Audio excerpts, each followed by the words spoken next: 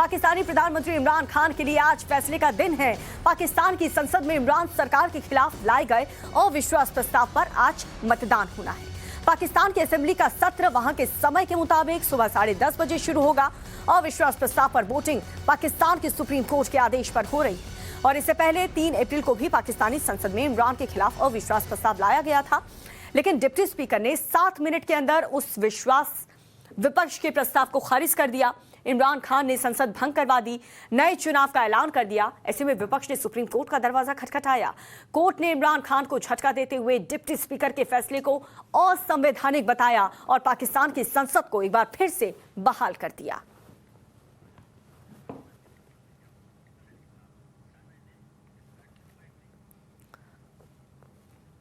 तो आप समझ गए होंगे इन 4 तस्वीरों को देख करके। और चलिए अब आपको बताते हैं ग्राफिकली कि आज पाकिस्तान की संसद में होने क्या वाला है। जरा समझिए, इमरान की फाइनल बेइज्जती आज क्या होगा ये देखना होगा, क्योंकि नेशनल असेंबली की ये बैठक काफी ज्यादा इंपॉर्टेंट है। अविश्वास प्रस्ताव पर आज वोटिंग होने वाली है। आज क्या इसमें पास होते हैं? नंबर में विपक्ष मजबूत है, इमरान खान काफी पीछे। पहली बार भी जब विश्वास प्रस्ताव आया था तभी भी इमरान खान काफी पीछे चल रहे थे, नंबर उनके हित में नहीं थे। वोटिंग के बाद नए प्रधानमंत्री का चुनाव भी होगा।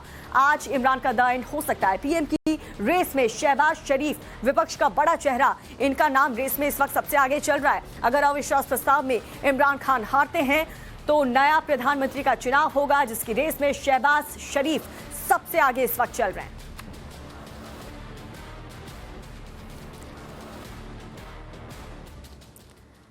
तो आज इमरान खान की किस्मत का सबसे बड़ा फैसला होने वाला है। विपक्ष के तकरार, कोर्ट की फटकार के बाद माना यह जा रहा है कि इमरान खान अब नेशनल असेंबली में हार जाएंगे। हालांकि इससे पहले इमरान खान ने गजब का इमोशनल कार्ड खेला है और अपने दिल की सारी भड़ास निकाल दी। अपने भाषण में इमरान खान ने वो सब कुछ कह दिया जो आज से पहले इमरान खान कह नहीं पाए थे। हमारी ये रिपोर्ट आपको बताएगी कि नियाजी कैसा दांव खेल गए हैं। रिपोर्ट देखिए। बच्चे बच्चे को पता है किस कीमत के ऊपर अपने ज़मीर बेच रहे हैं। कौन सी जमहूरियत है ये? कौन सी दुनिया की जमहूरियत में इस चीज की इजाजत दी जाती है? दिल में बेचैनी, मन में घबराहट, जुबान पे लड़खड़ाहट। अपने सियासी करियर के सबसे बड़े फैसले से ठीक पहले इमरान खान जब सामने आए तो विपक्ष को कोसते रहे। अमेरिका की बुराई की, भारत की बड़ाई की, किसी को खुददार कहा, किसी को गद्दार कहा, किसी के सम्मान में बात की, किसी के अपमान में बात की। दिल से दुखी इमरान ने अपनी सारी भड़ास निकाल दी। जो सुप्रीम कोर्ट का फैसला आया, मायूसी हुई मुझे, लेकिन मैं ये वाजे कर दूं कि सुप्रीम कोर्ट और पाकिस्तान की अदलिया की मैं इज्जत करता हूं। मैंने एक ही दफ़ा जेल गुजारी है और वो आज़ाद अदलिया की तहरीक के अंदर मैं जेल में गया, क्योंकि ये मेरा ईमान है कि जब तक एक मुल्क के अंदर इंसाफ नहीं होता, कोई भी महज़ब माशरा, उसकी बुनियाद इंसाफ पे होती है। वर्तमान की बात करते करते इमरान खान अतीत में खो गए। और इंसान ऐसा तब करता है जब उसे यकीन हो चले कि उसके पैर के नीचे से जमीन खिसकने वाली है। नियाजी खान की अफसोस वाली लिस्ट अब बहुत लंबी हो गई। उतनी जल्दी जितना फैसला आया, जो 63A यानी कि जो खुलेआम हॉर्स ट्रेडिंग हो रही है, पॉलिटिशियंस के ज़मीर खरीदे जा रहे हैं, भेड़ बकरियों की तरह उनको बंद किया जा रहा है होटल्स में और उनकी कीमतें लगाई जा रही हैं। सोशल मीडिया का ज़माना है। बच्चे बच्चे को पता है किस कीमत के ऊपर अपने ज़मीर बेच रहे हैं। कौन सी जमहूरियत है ये? कौन सी दुनिया की जमहूरियत में इस चीज़ की इजाज़त दी जाती है?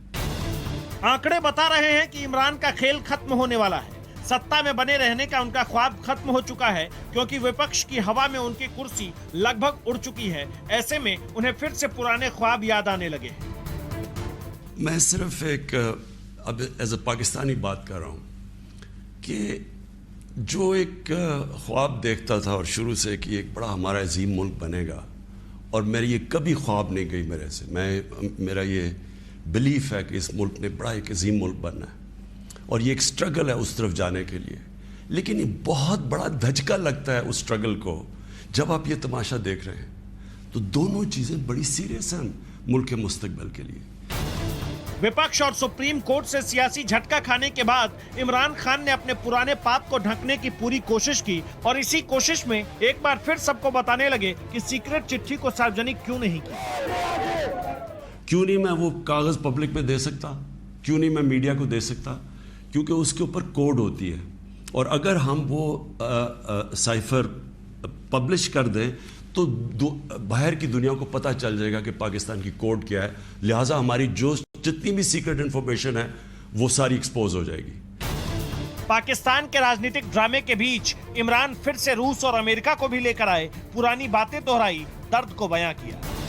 हुआ ये कि हमारा अमेरिका में जो एम्बेसडर था उसकी एक मुलाकात हुई अमेरिकन ऑफिशियल के साथ। अब अमेरिकन ऑफिशियल जो था उसकी बस सिर्फ मैं थोड़ी सी बात आपको बताता हूं कि उसने कहा क्या।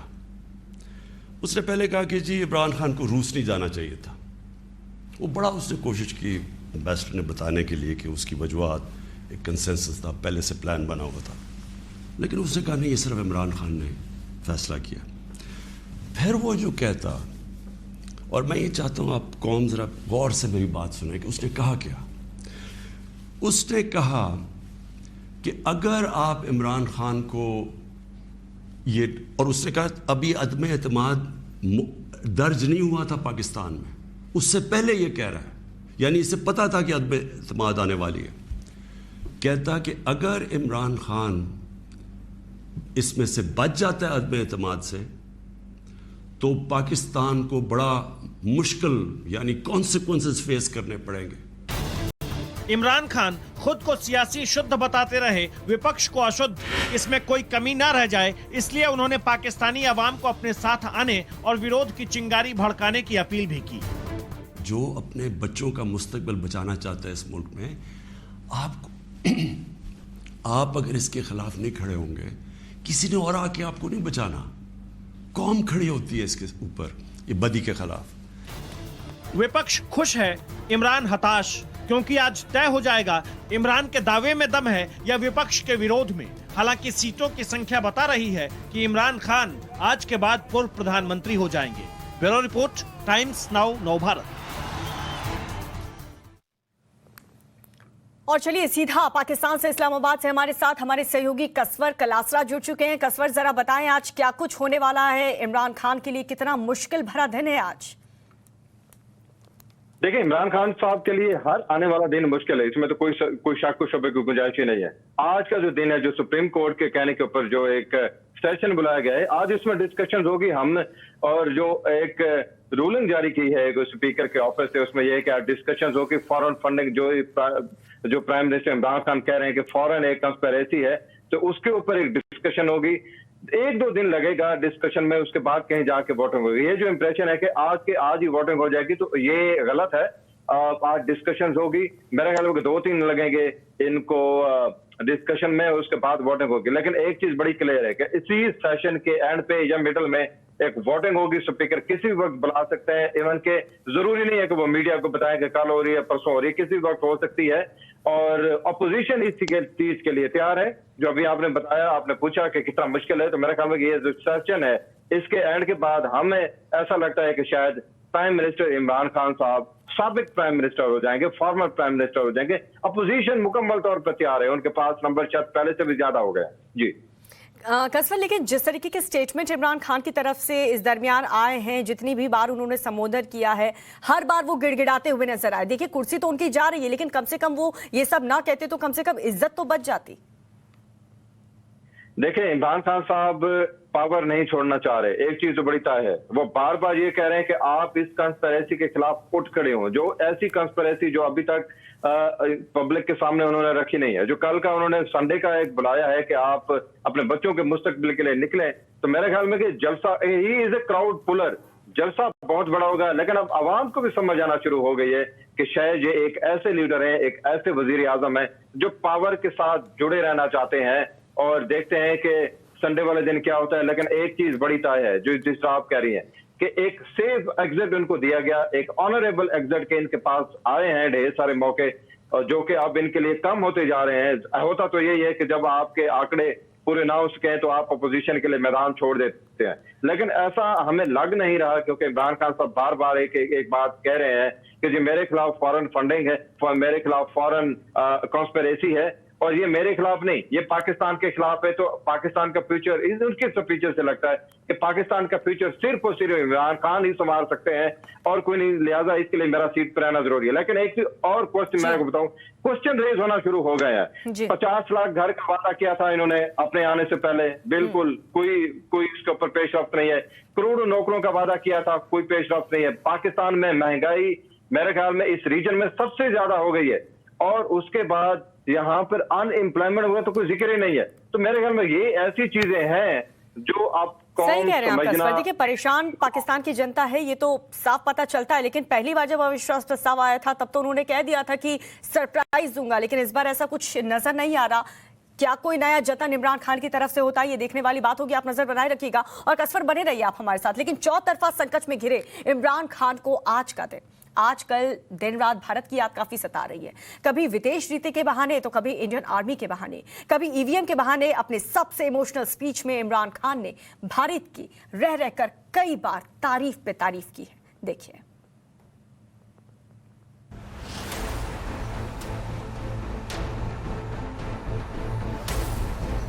जब से इमरान खान की सत्ता डगमगाई है, उन्हें भारत की बार बार याद आ रही है।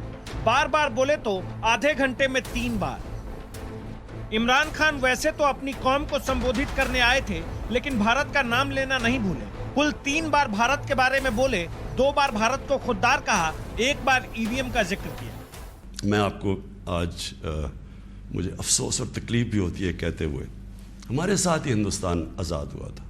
मैं हिंदुस्तान भी बाकियों से बहुत बेहतर जानता हूँ। मेरी दोस्तियाँ भी थी, क्रिकेट की वजह से बड़ा मुझे रिस्पेक्ट भी मिला, प्यार मिला। मेरी लोगों से वहाँ वाकफियत भी बढ़ी है। मुझे बड़ा अफसोस है कि ये सिर्फ एक आरएसएस की आइडियोलॉजी की वजह से और ये जो कश्मीर में उन्होंने किया है उसकी वजह से हमारे ताल्लुकात नहीं हैं। लेकिन मैं आपको ये कह दूं कि वो एक बड़े खुददार कौम है। कभी किसी की जुर्रत नहीं है कि वहाँ इस तरह की बात करें। किसी सुपर पावर की जुर्रत नहीं है कि वहाँ ये भी तस्वर कर दें कि जनाब वो यही कह दें कि जनाब अपने फॉरेन रिलेशन में वो कहें जो हम कह रहे हैं। अब देख रहे हैं वो रूसियों से हालांकि सारी सैंक्शंस लगी हुई हैं, वो कह रहे हैं जी हम तेल इंपोर्ट करते हैं, हमारे लोगों की बेहतरी है। तो इमरान खान का भी यही प्रॉब्लम है। मैं ये कहता हूँ कि किसी से हमारी लड़ाई नहीं है, ना मैं किसी का एंटी हूं, ना किसी मुल्क का एंटी हूं। इमरान खान को अच्छे से मालूम है कि उनके सामने अब कोई रास्ता बचा नहीं है, क्योंकि ना तो उनके साथ वाले अब साथ रहे, ना तो सहयोग के लिए कोई खड़ा है। सुप्रीम कोर्ट झटका दे चुका है। ऐसे में उनका खेल पूरी तरह से खराब हो चुका है। ये पहली बार नहीं है जब इमरान हिंदुस्तान की तारीफ कर रहे हैं। पिछले कुछ दिनों में उन्होंने कई बार ऐसा किया, कभी विदेश नीति के बहाने, कभी भारतीय फौज के बहाने, कभी ईवीएम के बहाने, कभी खुददारी के बहाने। हालात ये कि इमरान खान को जब से लगा है कि उनकी कुर्सी चंद दिनों के लिए बची है, वो भारत ही जाप कर रहे हैं। इमरान खान एंटी अमेरिकन नहीं है, लेकिन हमने बड़ी बुरी हालात देखे हुए हैं। हमने आपकी जो हमको टिश्यू पेपर की तरह इस्तेमाल होने वाली कौम नहीं है कि आप इस्तेमाल करें और फिर फेंक दें। हम आपके साथ जब जो एक वर्ड होता है म्यूचुअली बेनिफिट, आपको भी जिसका फायदा हो हमें भी फायदा हो। वन साइडेड रिलेशनशिप किसी से नहीं चाहिए। और फिर मैं कहता हूं हिंदुस्तान को देख लें, इतनी किसी की जरूरत नहीं है, किसी की जरूरत थी कि इस तरह की बात करते हैं हिंदुस्तान में। यूरोपियन यूनियन के जब एम्बेसडर्स ने यहां बिल्कुल प्रोटोकॉल के खिलाफ स्टेटमेंट दी कि जी पाकिस्तान को रूस के खिलाफ स्टेटमेंट देनी चाहिए, क्या वो हिंदुस्तान में कह सकते हैं? क्या उनकी जुर्रत है हिंदुस्तान में ऐसी स्टेटमेंट देते हुए? क्योंकि हिंदुस्तान एक सॉवरन मुल्क है और हम साथ ही आज़ाद हुए थे। तो मेरी अपनी कौम से ये है कि देखें, आपने अपनी सॉवरेनिटी को प्रोटेक्ट करना है। बस ऐसा समझिए कि इमरान खान भारत की तारीफ करने के लिए बहाना ढूंढ रहे हैं। चूंकि इमरान चाहते हैं कि पाकिस्तान में चुनाव हो, तो उन्होंने भारत में चुनाव में इस्तेमाल होने वाले ईवीएम को लेकर भी बोला, भारत का गुणगान किया। हालात ये हैं कि ये जो सारे जमानत के ऊपर हैं, ये इनको क्या डर किस चीज़ का है? इनके सारे केसेस आने लगे हैं सामने। तो वो जल्दी जल्दी हटाना चाहते थे कि किसी तरह ये अपने केसेस से निकल जाए। तो कौम ने नज़र रखनी है। फिर इन्होंने, मैं दूसरी चीज़ आपको कहूँ, ये कभी इन्होंने न्यूट्रल अंपायर से मैच नहीं खेला। इनका सबसे बड़ा खौफ ये है कि वो जो ईवीएम मशीन है जो हिंदुस्तान में भी है, जो जुडिशल कमीशन बनी थी 2015 में, उसकी फाइंडिंग सिर्फ ये थी कि जितने भी मसले आए हैं अगर आप ईवीएम मशीन ले आए तो वो सारे मसले हल हो जाते थे। हमने तो इसलिए लेके आए हैं। मैं क्रिकेट की दुनिया में वो हूँ 200 साल तारीख में जो कैप्टन न्यूट्रल अंपायर लेके आया था। मेरी यही कोशिश थी कि मैं पाकिस्तान में वो इलेक्शन करवाऊं जो साफ और शफाफ सब मान जाए। पाकिस्तान में इमरान खान की कोई नहीं मान रहा, ना कोई सुन रहा है। इमरान खुद भारत भारत कर रहे हैं। इस बीच पाकिस्तान में हालात यह है कि इमरान चाहे जितनी बार भारत भारत कर लें, उनकी परेशानी कम होने वाली नहीं है। ब्यूरो रिपोर्ट, टाइम्स नाउ नव भारत। तो आज पाकिस्तान की संसद में इमरान खान की फाइनल बेइज्जती होना तय है। ऐसा हम क्यों कह रहे हैं वो जरा आप ग्राफिकली समझिए। उनकी कुर्सी जाना तय है, लेकिन इससे पहले वो एक बार फिर से देश के सामने आए, पब्लिक के सामने खूब गिड़गिड़ाए। लेकिन आप देखिए, मैं हिंदुस्तान का विरोधी नहीं हूं, ये कहा है आज कल इमरान खान ने अपने संबोधन में। हिंदुस्तान एक खुददार मुल्क है। बार बार हिंदुस्तान की तारीफ कर रहे हैं इमरान खान, बार बार भारत का जिक्र कर रहे हैं। भारत को कोई भी आंख नहीं दिखा सकता, कोई भी धमका नहीं सकता, यानी कि भारत की ताकत का बखान वो करते हुए नजर आए अपने संबोधन में। इसके साथ ही इमरान खान बार बार भारत की तारीफ कर रहे हैं, अलग अलग नीतियों की तारीफ कर रहे हैं, वहां की हमारी सेना की तारीफ कर रहे हैं, लेकिन इससे हासिल इमरान खान को कुछ नहीं होगा। एक सेफ एग्जिट का मौका इमरान खान के पास जो था वो भी वो गवा चुके हैं। ऐसे में आज क्या होगा ये देखना बहुत दिलचस्प होगा, क्योंकि आज यही कहा जा रहा है कि इमरान खान का द एंड होना तय है। तो कसवर लगातार हमारे साथ बने हुए हैं। कसवर, क्या कोई भी गुंजाइश है इमरान खान के पास आज बच जाने की, सेफ एग्जिट की? भारत की तारीफ वो कर रहे हैं, अमेरिका पर वो आरोप लगा रहे हैं, इससे कुछ हासिल तो होगा नहीं उनको। मेरा ख्याल है कि इनके पास जो चांसेस थे वो बहुत कम है, और बल्कि ये कहना चाहिए कि इनके पास चांसेस नहीं बचे। इनके पास एक ही चांस है कि अपने लोगों को मनाए और उसके बाद पार्लियामेंट में आके आज कल या परसों अपनी मेजॉरिटी साबित करें। जब तक ये मेजॉरिटी साबित नहीं कर सकते, इनका बचना मुश्किल है वहां पे। और दूसरा ये बात कि लोगों को वहां पे इकट्ठा कर लेना, पहले भी इन्होंने किया था। आपको याद होगा कि 2 हफ्ते पहले भी इन्होंने बहुत बड़ा कट किया था, बहुत बड़ा जलसा किया था इस्लामाबाद में। तो क्या उसके बाद इनके लिए मुश्किलात कम हुई? हमने देखा कि इनके लिए मुश्किलात और ज्यादा बढ़ी हैं, बल्कि यहां तक बढ़ी है कि पंजाब भी इनके हाथ से निकल गया। अब पंजाब में कल एक पंजाब असेंबली में एक तहरीक जमा कराई है इसने अपोजिशन पार्टीज ने, तो वहां पे भी अगर वोटिंग होगी तो वहां पे भी इनकी जो गवर्नमेंट है वो वहां पे चली जाएगी। खान साहब के पास इस वक्त कोई ऑप्शन नहीं है। जितना जल्दी ये डिले करते जा रहे हैं, तो मेरे ख्याल है कि ये अपने लिए गड़े खुद खोदते जा रहे हैं। कभी ये बात और आप याद रखें, एक दिन ऐसा भी आ सकता है कि शायद खान साहब ये बात कर दें कि फॉरेन कंस्पिरेसी में शायद इंडिया भी इन्वॉल्व था। आप इनसे तवक्को कर सकते हैं। यहाँ तक इमरान खान साहब जो है वो अपनी ही स्टेटमेंट के खिलाफ स्टेटमेंट देने में बड़े मशहूर है। तो मेरा ख्याल यह है कि इस वक्त वो डेस्परेट है। यहाँ पे जिस हमारे लोगों से बात हो रही है, इनसाइड लोग बता रहे हैं ही इज टोटली डेस्परेट, और ये अवाम को मुश्तइल करना चाह रहे हैं। लेकिन मेरा ख्याल ये है, जिस तरह उन्होंने पीसफुल प्रोटेस्ट की बात की, प्रेशर बिल्ड करने की कोशिश कर रहे हैं, जिससे होने वाला कुछ नहीं है। लेकिन पार्लियामेंट में जब तक इनके आंकड़े पूरे नहीं होंगे, तब तक खान साहब के लिए कोई राह बची नहीं। चलिए ठीक है कसवर, आप इस पूरी सियासत हलचल पर नजर बनाए रखिएगा। बहुत बहुत शुक्रिया आपका इस जानकारी के लिए।